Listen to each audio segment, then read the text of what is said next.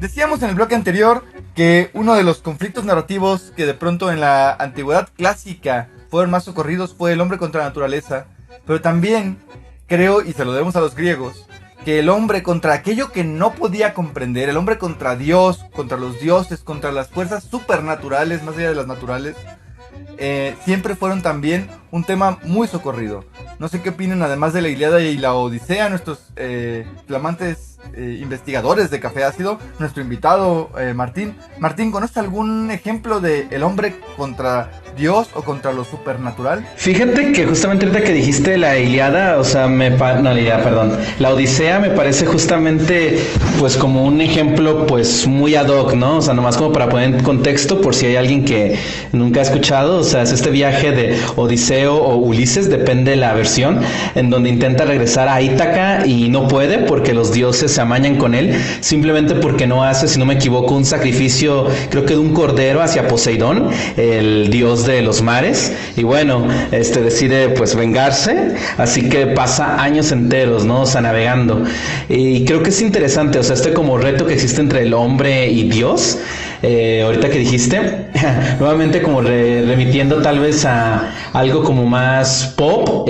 sobre cine y series, pues bueno, tengo que hablar aquí de mi mero mole, la verdad, perdón, pero es que me encanta muchísimo Neon Genesis Evangelion, y creo que es una cosa como muy fuerte, ¿no? Porque planteaba esta idea de que era el hombre contra Dios a través de mechas, o sea, de robots, y creo que era una cosa súper bélica, y aparte era como una cosa de jugar con biotecnología, no sé, era muy, muy, muy divertido. Pienso algún libro que recuerdo ahorita del hombre contra Dios. Mientras, no sé, les paso la palabra a alguien más y pienso rápido. ¿Alguien tiene algún ejemplo, por favor? Se me ocurren más que nada pues, tragedias griegas, precisamente. Se me ocurre más que nada pues, Prometeo encadenado de Eurípides, y que precisamente trata de eso mismo, el propio Prometeo que ha sido encerrado por Poseidón, si no me equivoco, después de haber robado el fuego y entregarlo a los hombres, ¿no? Y es recibido por distintos personajes que tratan de ayudar a Prometeo a fortalecerse y contrarrestar aquí el que lo tiene capturado, precisamente. Y es eso, pues creo que lo dijo muy bien Martín, en el hombre contra Dios o el hombre contra lo lo sobrenatural, impulsas a que el protagonista se lleve hasta sus límites para poder llegar a intentar superar aquello que no puede hacerlo, ¿no? Como si fuese el destino.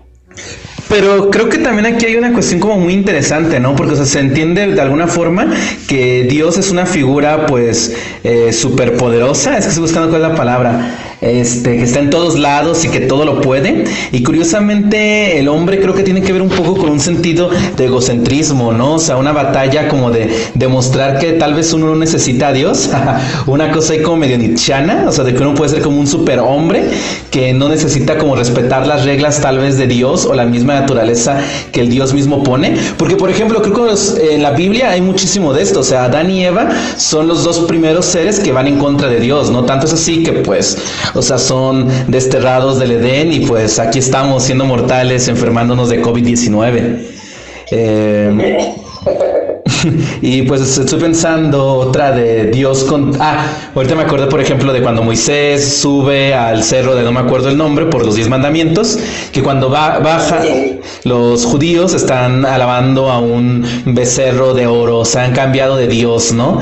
Y este hecho pues hace enojar al mismo Dios, y creo que siempre hay como una batalla allí, bíblica, que después se vuelve como bonita, ¿no? Cuando Dios da a su hijo y lo sacrifica para que se libere de nuestros pecados. Pero antes de eso, en el Antiguo Testamento hay mucho de la ira de Dios y hay mucho de ir en contra. O sea, cuando Dios destruye Gomorra y Sodoma porque eran una ciudad de pecadores. O sea, creo que es eso, ¿no? La pregunta sería, ¿por qué Dios tendría que destruir algo? O sea, ¿qué le da ese derecho? Y bien ateo yo. Ya les paso la palabra, sorry. No, bueno, es que no solamente pasa en lo clásico, ¿no? Perdón, Yajico, adelante. Sí, no solamente pasa en clásico. Bueno,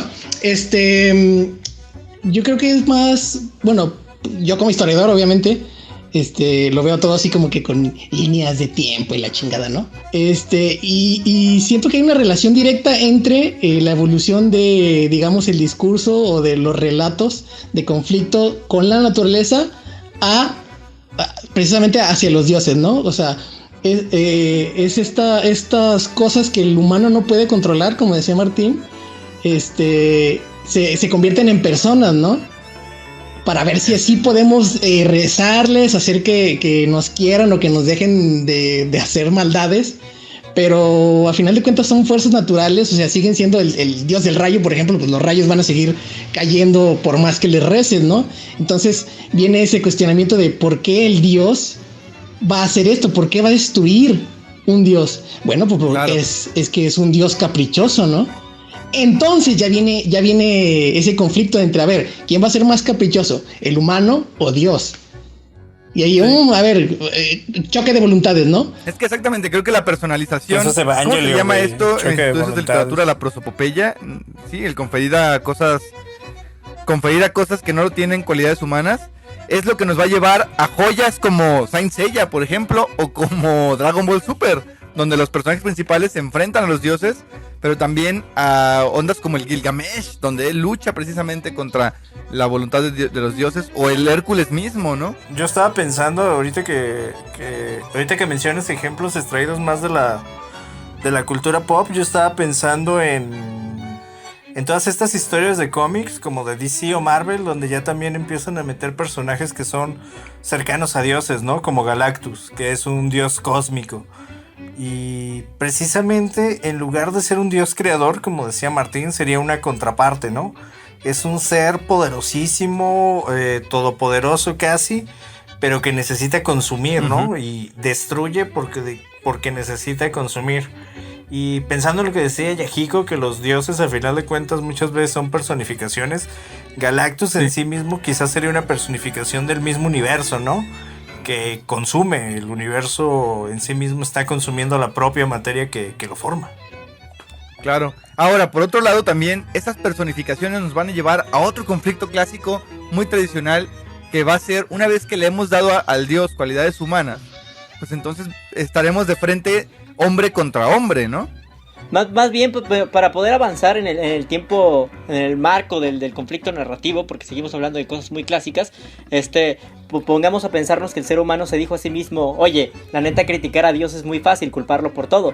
Pensemos, y creo que empezó a evolucionar a criticarse a sí mismo, a empezar a verse entre su espejo, y que quizás sus sociedades eran lo que causaban los conflictos. Y eso nos lleva a una evolución de conflicto.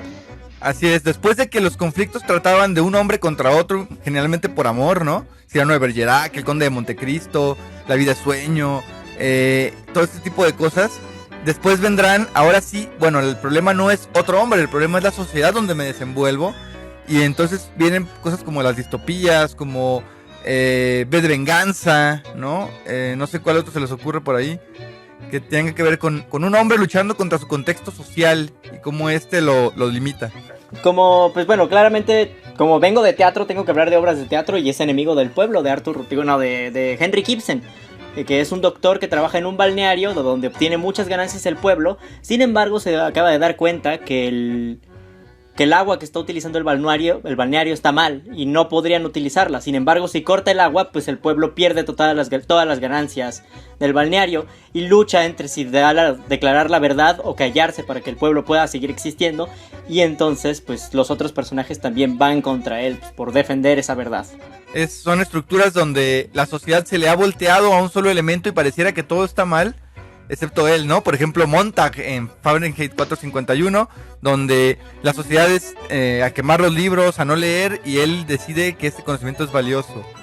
O incluso cuando Kafka decía que en la lucha entre uno y el mundo hay que estar del lado del mundo, hablaba de este conflicto, ¿no? De cómo, pues al final de cuentas no le puedes ganar a la sociedad porque te abraza, te doblega. Sí, y si alguien tenía problemas con la sociedad era Kafka. Exactamente. Pero eso llevó a Kafka y llevó a muchos otros teóricos a otra estructura de conflicto narrativo, que es el hombre contra sí mismo, ¿no? El hombre en este conflicto interno para evitar la autodestrucción o para propiciarla incluso. Ahí está Raskolnikov, por ejemplo. No sé si Martín tenga algún ejemplo similar de un hombre luchando contra sí mismo y que la trama del texto sea esa.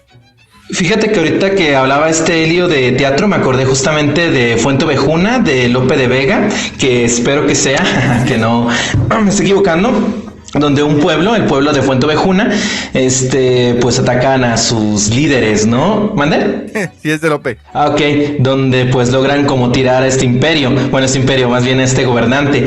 Y creo que es como interesante porque a partir de aquí también vienen como un montón de revoluciones e independencias. O sea, cuando hablamos como del hombre contra el hombre y el hombre contra la sociedad, pues o sea, también nos podemos poner perfectamente en un momento histórico como muy, muy, muy fuerte. Estamos hablando de independencias, revoluciones, revolución mexicana, revolución francesa, bueno, independencia francesa, independencia mexicana, y que en la literatura se representan realmente como textos que implican esta revolución, esta búsqueda, ¿no? Encontrarnos a nosotros mismos. Porque creo que ahorita mencionaba algo pues muy, muy, muy padre, que era esto de, ok, le echamos la culpa a Dios por lo que pasa, luego le echamos la culpa a la naturaleza por lo que pasa, pero ¿qué tal si nosotros mismos, nuestra sociedad o lo que hacemos es la que es culpable? ¿Qué tal si yo, hombre blanco, heterosexual, de Occidente, soy el que está dañando a la humanidad? Y entonces a partir de aquí creo que se empiezan a crear textos que he escuchado, ¿no? Que se vuelven como muy... pues o sea, que están como invadiendo uno piensa y piensa mucho sobre sí mismo, está buscando la palabra. Ahorita me acordé de la película de Adaptation con Nicolas Cage, ¿Es la película en la que les cambian la cara al policía y al criminal? No, esa es Contracara. La otra se llama El ladrón de orquídeas. Adaptation es el ladrón de orquídeas. Ladrón de orquídeas, sí. Sí, Adaptation es el ladrón de orquídeas, que es pues un hombre que intenta escribir un guión y no puede. Y su gran conflicto es él intentando escribir el guión una y otra vez. Y empieza como a imaginar muchas cosas que podrían suceder, que no pueden suceder. O sea, de momento de la película el guión se vuelve fantasioso, luego se vuelve muy real, o se vuelve una persecución. Pero todo realmente es el conflicto de un guionista intentando adaptar un libro que en palabras de él dice que no trata de nada. Creo que eso es todavía más profundo y ya lo veremos más adelante, pero tienes toda la razón. El hombre contra esta situación del autor también es un conflicto ya más posmoderno, pero que igual es interesante, ¿no? Creo que además de la cuestión social y de la cuestión del hombre contra el hombre y el hombre contra sí mismo, que podríamos ver, por ejemplo, en el Club de la Pelea, ¿no? Donde resulta que él era el vato que le estaba haciendo tanto desmadre. O en un tranvía llamado Deseo, donde él es el artífice de su propia ruina, ¿no? Sí, Blanche. En el tranvía llamado Deseo, precisamente Blanche trata de no caer ante la locura mientras es golpeada por todos los jefes de la sociedad. Exactamente. Y ella también cae en sus propias trampas. Incluso me atrevo a pensar que el personaje de Audrey Hepburn en Desayuno en Tiffany's es una lucha de ella contra sí misma, ¿no? Por no terminar cediendo a todo esto que será su destrucción. Pero esto nos llevará entonces a lo mejor a un vacío de la conciencia de lo divino, ¿no? Así como primero teníamos el conflicto del hombre contra estas fuerzas naturales que él representaba en dioses, después de que él ha luchado contra otros hombres, contra la sociedad y contra sí mismo, se da cuenta de que en realidad hay una confrontación con la existencia. Un hombre contra la no existencia de Dios, contra el vacío, contra el abandono, podría pensarse, ¿no? Lo que se me ocurre, por ejemplo, ahorita que podría ser Esperando a Godot, en el caso de Helio, que sabe más de teatro, o el hombre contra esta sensación de soledad en el mundo. No sé si tengan algún ejemplo por ahí, Martín, Krishna. Ahorita me acordé de A Puerta Cerrada de Jean-Paul Sartre, que pues es la idea de que el infierno son los otros, ¿no? Personas que están condenadas, sorry por el spoiler, a convivir entre ellas en una habitación completamente cerrada, el face to face con otro hombre, otro ser humano, y pues es horrible. O sea, por eso Jean-Paul Sartre decía en esa obra eso, que el infierno eran los otros. O todas las sombras existencialistas de Albert Camus también podrían ser un ejemplo, ¿no? De el hombre contra este abandono de la divinidad. Hay una obra maravillosa que se llama El Malentendido, que es de Camus, sobre un hombre que regresa a un hotel que administran su madre y su hermana, como para dar la sorpresa de que ahora es rico y ayudarlas, pero la madre y la hermana que han vivido en la miseria se dedican a matar a los que se hospedan en ese hotel para robarle sus pertenencias, y no reconocen al hijo y lo matan. Entonces, ya que está muerto, reconocen que era su hijo y pues obviamente viene el drama, ¿no? Pero hay un mayordomo ahí que muchos teóricos y muchos estudiosos de la obra de Camus dicen que representa a Dios, y el mayordomo, a pesar de que lo ve todo, jamás interviene en nada, ¿no? Y es este abandono de la divinidad por parte de los hombres que le sufren.